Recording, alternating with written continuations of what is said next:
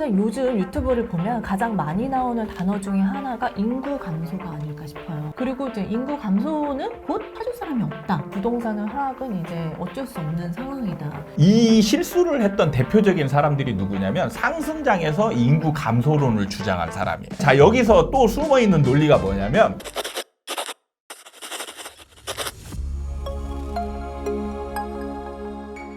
반갑습니다. 아파트 사이클 연구소 소장 이현철입니다. 배짱입니다. 반갑습니다. 네. 선생님 요즘 유튜브를 보면 가장 많이 나오는 단어 중에 하나가 인구 감소가 아닐까 싶어요.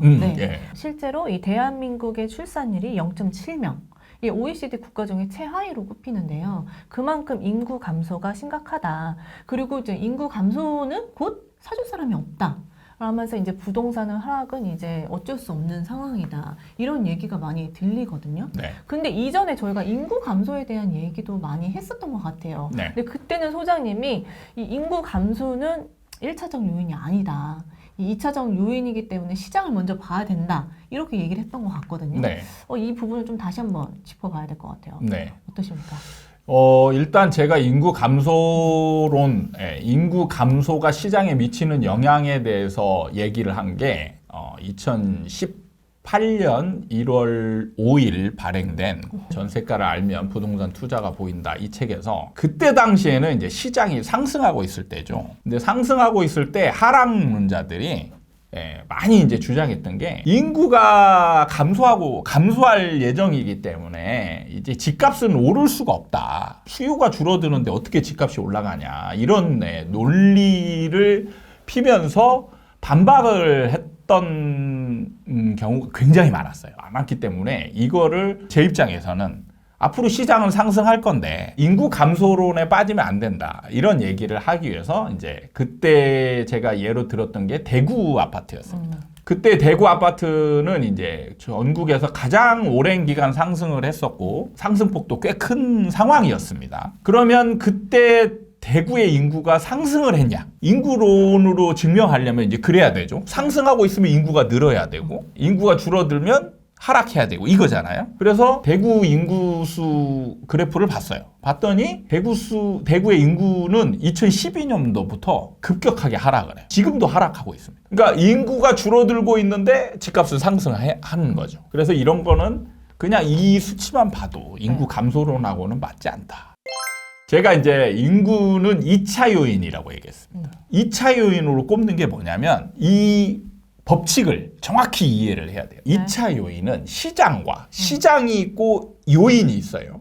요인이 있을 때, 자, 이건 변하지 않아요. 절대 변하지 않는 원칙이 뭐냐면 시장의 방향성이에요. 방향성과 요인의 방향성이 같으면 엄청나게 큰 힘을 내요. 그러니까 상관이 없는 건 아니에요. 상관이 있죠. 같을 때는 힘을 낸다는 거. 그래서 결론을 대입을 해보면 되는 거예요. 근데 2차 요인에 해당하는 게 제가 인구 얘기했지만 이제 금리도 마찬가지고 정책도 마찬가지고 그래요. 그러니까 우리가 부동산을 분석할 때 쓰는 요인들은 제가 볼 땐 다 2차 요인. 그래서 이걸 대입해 보면 되고. 그래서 우연히 맞는 상황이 벌어져요. 그건 뭐냐? 방향이 같을 때. 방향이 같을 때는 엄청나게 큰 힘을 내요. 그래서 자, 인구론으로 이제 들어가 보면 대구를 그때 예를 들 때 대구 시장은 상승하고 있었어요. 인구는 감소하고 있었습니다. 그러면 자 뭐예요? 인구가 느는 거는 상승 요인이죠. 감소하는 건 하락 요인이에요. 그러니까 인구가 감소하고 있어요. 대구 인구가 감소하고 있어요. 하락 요인이죠. 시장은 상승하고 있어요. 방향이 다르죠. 결국엔 뭐가 이겼어요? 시장이 이겼어요. 시장이 이겼습니다. 자, 중요한 건 뭐냐? 앞으로 시장 하락이죠. 인구는 지금 급격하게 감소를 하고 있어요. 그러면 뭐예요? 인구 감소는 하락 요인입니다. 그것도 좀 세게 다가오는 하락 요인. 그러면 시장의 하락과 인구 하락 요인이 부딪히면 여기서 제가 뭐라고 했죠? 2차 요인이 방향이 같으면 큰 힘을 낸다라고 했어요. 그럼 지금의 2024년 하락 시장과 인구 감소 하락이 맞으면 하락이 더 가속화될 것이다? 가속화된다라는 것보다는 이제 사람들의 인식이 바뀌는 거예요. 인식이 바뀌는 게 지금에서 보면 냉정하게 보면 우리나라 부동산 시장을 바라보는 사람들의 시각은 어떻게 보면 반반이에요. 지금 숨어 있지만 상승을 바라고 상승할 거다라고 믿고 있는 사람은 반 정도 돼요. 그리고 하락을 바라고 하락을 믿고 있는 사람도 반 정도 됩니다. 그럼 이제 앞으로 시간이 가면 어떻게 바뀌느냐? 상승을 바라는 사람들이 이제 떨어져 나오게 돼요. 떨어져 나와서 이제는 하락할 거야. 근데요, 신기한 게 이렇게 떨어져 나오는 사람들은 생각이 기존의 하락을 믿었던 사람과 비교했을 때 누가 더 탄탄할까요? 바뀐 사람이 훨씬 더 탄탄합니다. 자기 기준이 깨졌잖아요. 깨진 사람은 바꾸잖아요. 바꾼다는 얘기는 뭐냐면 바꾸는 쪽으로의 신뢰가 훨씬 강하기 때문에 바꾸는 거예요. 사람이라는 게 그런 거예요. 신념이 깨지고 다른 신념이 생겼을 때는 그걸 깰 정도의 신념이 생긴 거잖아요. 네. 기존 사람은 사실 그 믿음이 원래부터 있었기 때문에 네. 아주 공고하지 않아요. 오히려 이런 사람들은 또 반대 상황이 벌어지면 쉽게 바뀔 수 있는 사람. 그러면 지금은 좀 약간 반대 의견에 대해서 좀 얘기를 해보려고 해요. 네네. 이게 인구 감소를 해도 집값은 올라갈 것이다라는 그 근거들을 좀 살펴보려고 하는데 네. 이게 약간 원칙, 명제 이런 것처럼 집값은 우상향한다. 네. 이런 게 좀 진리처럼 사람들한테 받아들여지는 것 같아요. 네. 이게 인구를 감소를 해도 집값은 장기적으로 보면 우상향하니까 실거주 한채는 괜찮다. 네. 라는 걸로 계속되는 말이 들리는데 이거는 어떻게 보실까요? 이거는 반은 맞고 반은 틀리는 얘기인데 우리가 이제 흔히 착각하거나 실수하는 게 뭐냐면 10년 뒤에 일어날 일을 지금의 일로 땡겨서 생각하는 경향이 굉장히 많아요. 이 실수를 했던 대표적인 사람들이 누구냐면 상승장에서 인구 감소론을 주장한 사람이에요. 그러니까 이 사람들이 인구 감소가 할 거를 틀린 건 아니에요. 지금 이제 인구 감소하고 있으니까. 네. 그러니까 인구 감소론은 그 상승하고 있을 때에 한참 그때는 인구도 늘어나고 있었고 근데 인구 감소는 앞으로 10년 뒤, 20년 뒤 일어날 이 일인데 그거를 지금 땡겨온 거예요. 그때 당시로. 땡겨와서 인구 감소할 거니까 집값은 상승하지 않는다. 네. 이 얘기를 하는 거예요. 그래서 집값을 상승할 때 이 사람들은 이제 욕을 얻어먹을 수밖에 없는 그런 상황이에요. 네. 그러니까 지금도 마찬가지인 게 뭐냐면 앞으로 10년 뒤, 한 15년 뒤를 바라보면 이 사람들이 말이 틀린 건 아니에요. 우상향할 수 있어요. 근데 네. 지금 당장과 앞으로 한 4, 5년 뒤까지의 일을 보면 쭉 하락하는 거예요. 여기서 우상향이라는 건 없어요. 그러니까 대부분 일반 사람들이나 아는 많은 전문가들하고 얘기해 보면 시간 차이를 구분을 못하는 사람들이 많아요. 그거를 혼용해서 써요. 이건 완전히 다른 겁니다. 이게 또 반대 의견 제일 많이 나오는 것 중에 하나가 이거예요. 네. 인구수는 줄어도 세대수는 증가한다. 예. 고로 이게 집값이랑 그렇게 크게 영향이 없다. 네. 이렇게 보는 의견도 많습니다. 네. 자, 그러면 일단 반박을 하자면 22년도에는 부동산이 크게 하락했죠. 그럼 그때 세대수는 하락했습니까? 계속 증가했습니다. 그러면 세대수 때문에 부동산 가격이 상승한다라고 논리를 피는 사람들은 세대수가 다른 모든 요인을 이긴다라고 주장하는 거예요. 그러면은 2022년도에도 상승했어야 되는 거예요. 근데 이게 만약에 또 이때는 금리 때문이다. 그러면 자, 금리와 세대수와의 힘겨루기를 했을 때 금리가 이긴다는 얘기잖아요. 그럼 이 사람의 논리는 이미 거기서 박살 난 거예요. 그러면 자, 여기서 또 숨어있는 논리가 뭐냐면 세대수를 이길 수 있는 요인이 이 사람이 모르는 요인들이 수없이 많은 거예요. 그거를 간과한 채 세대수만 가지고 지금 얘기를 하는 겁니다.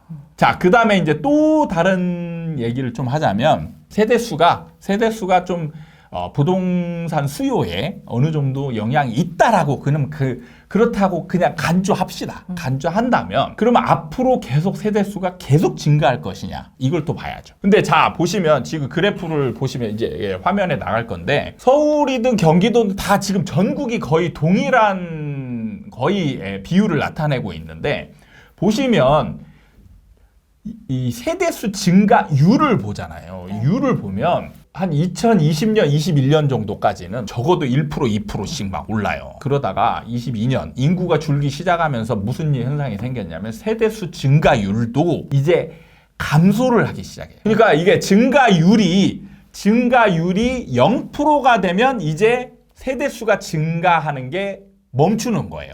그리고 증가율이 마이너스로 가면 이때부터 세대수가 감소하는 거예요. 그러니까 지금 추세를 보면 증가율이 이렇게 올라가다가 지금 0%대로 지금 떨어지고 있어요. 그럼 이런 추세로 가면 자, 인구 세대수는요, 인구 수와 반비례할 수는 없어요. 세대수라는 게 예를 들면 우리가 한 가구에 4사람이 살았는데 자녀들이 성장해가지고 이제 분가를 해요. 아들 하나 분가해서 한 세대를 이루고 딸 분가해서 한 세대를 이루고 이러면은 지금 원래 인구는 4명이 그대로 있는데 세대수가 3세대로 늘어나는 거예요. 그러니까 이게 뭐냐면 세대수가 증가하는 건 뭐냐면 분가를 한다는 의미예요. 근데 자, 예를 들어서 자, 이 4명 있는데 부모님이 나이가 들어서 이제 돌아가셨어요. 그러면 인구수가 줄죠. 그럼 여기서 세대 분리를 할 수가 없어요. 세대수가 증가하는 거는 인구수의 범위 안에서 한정되는 겁니다. 그리고 기본적으로 세대수는 한 사람이 사는 것만 있는 게 아니에요. 합쳐지는 경우가 생기잖아요. 그러다 보면 세대수 증가는 인구수와 시간차를 두고 비례할 수밖에 없어요.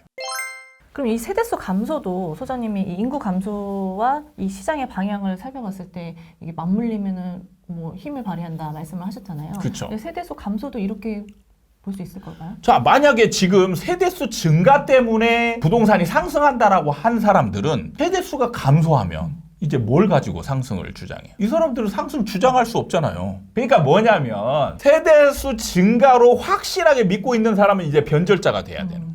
그리고 끝까지 상승을 부르짖는 사람은 이 요인을 변화시켜야 돼요. 그러면 둘 다 이 사람은 엉터리인 거예요. 인구를 감소를 하면 이 부동산의 양극화가 심해질 것이다. 점점 더 수도권으로 몰릴 것이고 지방은 소멸될 것이다. 이런 얘기도 많이 들리거든요. 네. 이 부분은 어떻게 보세요? 이 부분도 저는 먼 미래의 일을 어마어마하게 땡겨온 일이다. 지금 예를 들면 서울 인구는 감소하고 있어요. 이 얘기로 하면 이미 틀린 거 아니에요? 그러니까 이렇게 얘기하는 거예요. 외곽 중심부터 감소를 하면서 네. 중심지로 더 몰려갈 것이다. 네. 그러니까 이렇게 얘기를 하는 것 같아요. 그럼 강남으로 인구가 막 급격하게 늘어야 되잖아요. 인구가 늘고 있나요? 자, 보세요. 인구가 늘어날 수 없는 이유가 지을 수 있는 땅이 한계가 있어요. 그렇다고 이걸 뭐 재건축 재개발을 하더라도 한계가 있다는 얘기예요. 그럼 늘어나는 게 아니라 네. 지방은 소멸할 것이다. 이 부분은 어떻게 보세요? 지방은 소멸을 하는 건 맞는데 이것도 좀 구분을 해야 되는 게 지금 인구가 소멸하고 있는 지역들이 있어요. 보면은 이제 군 단위 지역들이죠. 군 단위 지역들을 보면 진짜 시골들, 그러니까 도시스러운 군 단위는 또 상관이 없어요. 노인들 살고 있던 지역에서 노인들이 이제 돌아가시잖아요. 그러면 이 뒤를 이을 사람들이 이제 안 들어오니까 소멸을 하고 있는 거예요. 이렇게도 볼 수 있을 것 같아요. 이 군 단위에 진짜 지방에 소멸할 것이다. 네. 그런 집들이 과연 부동산 시장에 영향을 미칠까? 네, 영향 안 줍니다. 사실은 영향 안 줘요. 그래서 사실은 나중에는 올라갈 때는 인구 감소론이 소용이 없게 되는 건데 지금은 중요하죠. 자, 제가 앞으로 이제 벌어질 일을 말씀드리자면 지금 아까도 얘기했지만 상승론자들 반반이라고 했죠. 거기에서 이제 인구 감소론이 시장을 지배하는 이제 상황이 오게 될 거예요. 자, 여기서 핵심이 뭐냐면 저도 가장 힘든 게 뭐냐면 생각이 좀 달라요. 그리고 내 생각이 맞아. 근데 이 사람들이 얘기하는 원인과 결과가 근데 원인은 좀 다를 수 있어요. 원인이 틀린 원인을 가지고 결과를 얘기를 해. 그런데 나는 이 원인은 다른데 이렇게 얘기할 때 이 틀린 원인을 반박하려면 거의 불가능에 가까워요. 그러니까 사람들은 원인과 결과가 같으면요, 그냥 쉽게 믿어버려요. 그러니까 저도 이걸 반박하려면 너무 많은 데이터와 방대한 자료를 가지고 설명해야 되는데 여기서 쉽게 벗어날 수 있는 아주 쉬운 단어 한마디가 있어요. 이번 시장은 달라. 이것만 하면은 그냥 듣기 싫은 거잖아요. 그러면 내가 아무리 뭘 해도 이 사람은 들을 생각이 없는 거예요. 네. 맞아요. 이렇게 좀 인구 감소가 사람들이 많이 느끼는 것처럼 정부도 되게 크게 느끼는 것 같아요. 이 출산율을 높이기 위해서 많은 정책을 또 내세우고 있거든요. 근데 이게 진짜 이런 정책으로 인해서 개선이 될 건지 이건 어떻게 보세요? 저는 전에도 이제 얘기를 했잖아요. 정부가 뭘 좀 심각하게 고민을 해야 되냐면 전문가와 정부가 자, 내가 죽으라고 노력을 했을 때 진짜 유의미한 숫자로 바뀔 수 있느냐 이걸 고민해 봐야 돼요. 근데 얼마 전에 한국은행 통계 그 보도 자료가 나왔잖아요. 집값이 반으로 떨어지고 뭐 네, 네. 예를 이렇게 들면 인구 증가율이 소폭 늘어난다 해가지고 맞아요. 0.86명으로 늘어난다라고 결과가 나왔어요. 근데 자 0.7명에서 0.86으로 늘어나는 게 이게 의미 있는 거냐? 아무 의미가 없어요. 그냥 줄어드는 숫자가 좀 줄어드는 정도지 늘어나는 게 아니잖아요. 네. 늘어나려면 2명이 결혼해서 이제 몇 명을 낳느냐 이거잖아요. 2명을 낳아야 이게 유지가 되는 거예요. 근데 0.8명을 낳는다는 얘기죠. 그러면 무조건 줄어드는 거예요. 이게 그러니까 줄어드는 정도를 약간 줄여주는 정도지 늘어나는 게 아니란 얘기예요. 그러면 자 여기서 지금 이미 결과 보고서가 나온 거예요. 이게 인구 감소를 막을 수 있는 방법이 없다. 반값으로 떨어져도 안 된다 이 얘기예요. 그러면 현실적으로 이제 인구 감소를 인정하고 그러면 어떤 문제들이 심각하게 일어날 것이냐. 그리고 여기에서 또 좋은 점은 뭐냐. 이런 걸 찾아서 대안을 마련하는 게 훨씬 더 중요한 거라는. 근데 지금 제가 답답한 건 뭐냐면 인구를 늘리기 위해서 쏟아붓긴 하는데 인구 감소 후에 일어날 일에 대한 대비는 하나도 안 하고 있어요. 정부는 믿는 거겠죠. 이걸로 높일 수 있다. 아니 이건 믿는 게 아니고 바보스러운 거죠. 현실을 부정하는 거예요. 알겠습니다. 오늘은 정말 많이 나오고 있는 인구 감소에 대해서 이야기를 해봤어요. 반대 의견에 대한 것도 얘기를 해봤고 인구 감소로 인해서 이 부동산 시장과 같은 방향에 만났을 때는 큰 힘을 발휘할 것이다. 이렇게 얘기해 볼 수 있을 것 같습니다. 오늘도 저희 아파트 사이클 연구소를 사랑해 주신 여러분께 감사드리고 다음에 도움이 되는 영상을 가지고 또 찾아뵙도록 하죠. 네, 감사합니다. 감사합니다.